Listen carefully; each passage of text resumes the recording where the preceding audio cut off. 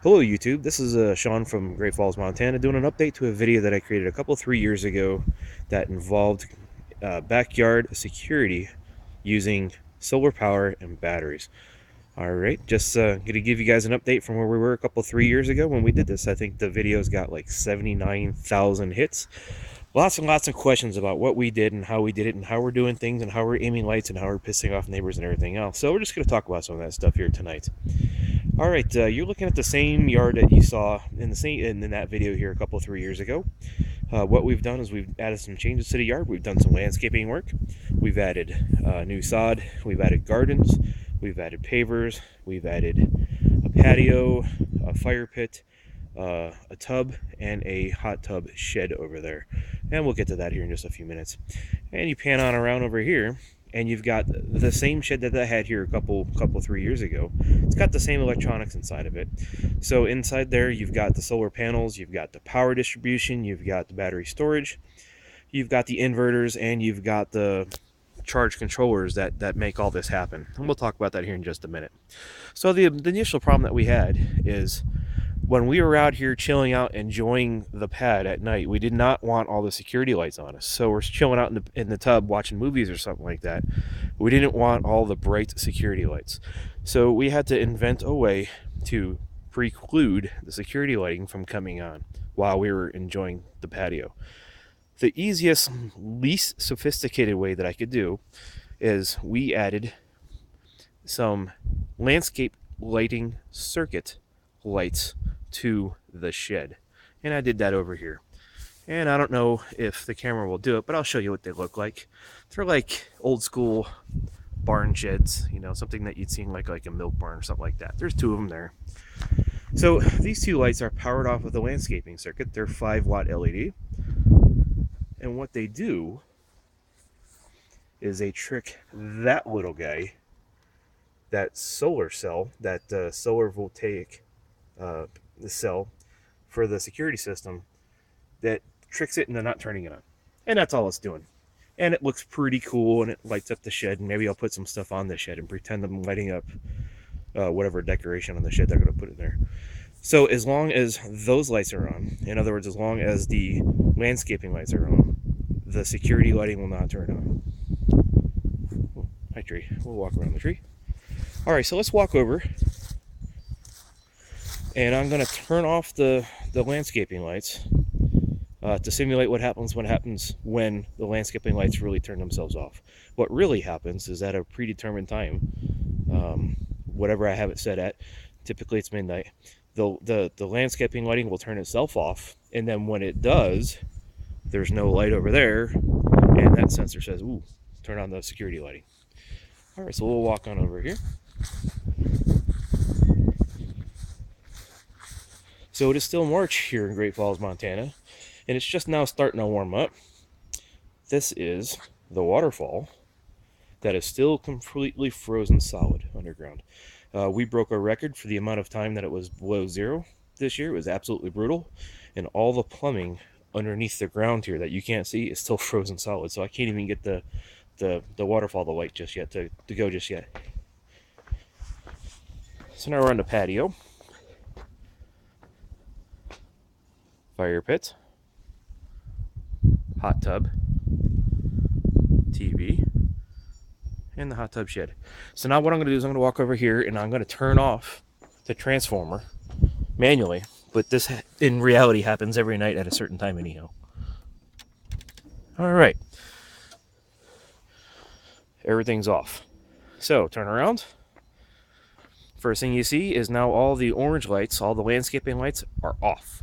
But what you do see is now you see all the security lighting coming on. All right, so except for this guy right here, all the lighting in the backyard was the same lighting that we saw here a couple years ago. Instead of 5, I now have 6 10-watt Cree light bulbs lighting up the backyard, all being powered by solar power, stored by deep cycle batteries in that shed. And we'll talk about that here in just a minute.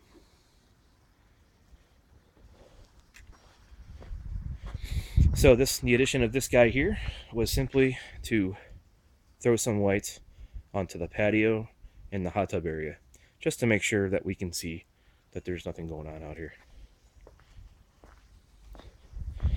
So if you recall in the first video, these 10-watt free light bulbs create about 900 lumens each, and they're very, very effective. All with the exception of one light that started to act up. I think it got wet. Everything else is exactly the same as you saw in the previous video. So if you just kind of look around, I apologize for the shakiness of the video. There's no part of the yard that you can't see now. So I did want to bring up one thing real quick. There's a lot of people posting lots of comments about how the neighbors must be really pissed off at me because I'm shining lights in the house. Well, after 3 years, I can tell you they're not. None of these lights, if you look very carefully, are pointed up or over the fence. I don't know if you can see it with the phone or not, but that guy is basically pointed straight down. Just like that guy is basically pointed straight down. So I'm going to pan over, and what you should not see, and hopefully you don't, is you don't see any of my lights over the fence lighting up other people's houses. It just doesn't happen. So yeah, it looks like they're really right in the camera in that last video, but it's not. We're not throwing lights over the fences and not keeping, neighbors and kids awake and all that stuff. You just got to be smart about the way you do it. All right, so we talked on the last video about how we do this, and I'll go in here and I'll talk about it. It's very rudimentary, but I'll show you how it happens. All right, so into the shed we go. Oh, there's our lights, just in case you couldn't see them before. All right, very basic in here. All right, to start out, just above our heads here are two 100-watt solar panels, and they face south, and they generate power from about 10 o'clock in the morning till about 6 or 7 o'clock at night, depending on what time of the year it is. Obviously, it's better in the summer than it is in the winter. And winter, sometimes we have to monitor things, but definitely summer's better for us. All right, so from power, the solar power comes in from the shed, from the panels above. We come to the solar power controller. This is an MPPT controller, a multiple point pulse tracking. I think I got that wrong, but it's basically a smart controller. What that does is that ensures. What it does is it charges the batteries in a very effective manner versus just plugging it into a battery by itself. So what that does is that manages the power that comes from the cell, from the power panels, and then it sends that power to the batteries. So down here, at least right now, I have two 125 amp deep cell cycle batteries. So 250 amps storage. Right now we're only running the Securiy lights, but if I needed to in a power out situation, I can actually use this power, send it to an inverter, and send it right out to the house, and I can power the house. And we'll talk about that here in just a minute. All right, so this little guy's got a brain. It will charge things as well as it can, as fast as it can, and it won't overcharge things. That's very important. So you can't cook off your batteries.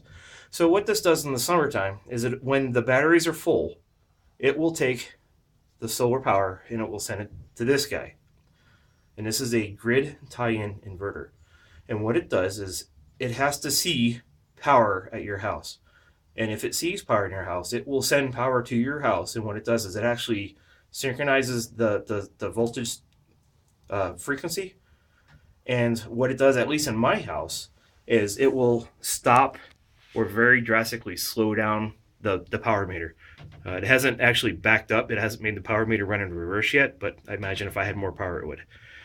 And I do that using a kilowatt meter so I can see how much power is actually going back into the house. All right, and I do that typically in the summer. There's usually not enough solar time, not enough sun-time in the daytime to do that. All right, and the only other thing I've got here is the old school crusty battery charger. And I typically don't do that. In fact, I've only used it once. And I used it when we went several days without sun and very, very cold, like 30 to 40 degrees below zero.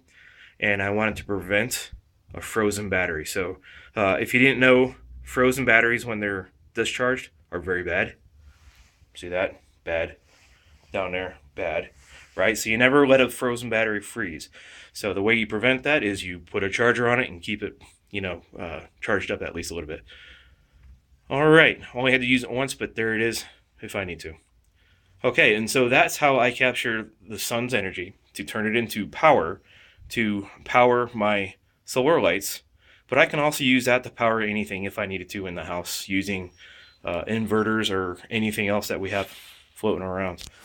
Okay, so my quick Georgia's public school math says I have 60 watts in lights out here.